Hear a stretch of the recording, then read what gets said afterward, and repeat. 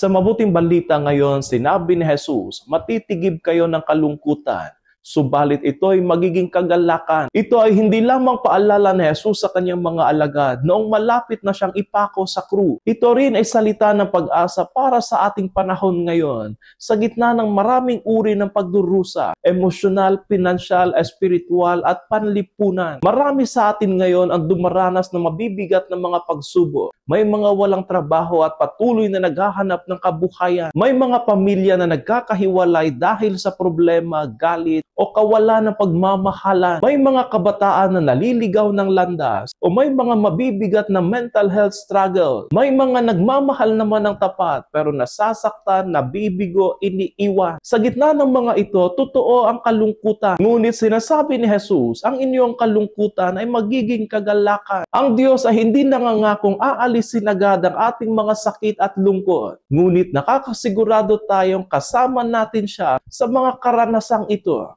At ito ay magiging kagalakan. Magtiwala at sumampalataya tayo sa Panginoon. Hindi niya tayo pababayaan. Manalangin tayo sa Panginoon para sa biyaya ng pananampalatayang matibay. Hindi batay sa ating damdamin, kundi batay sa katotohanang ang Diyos ay kasama natin.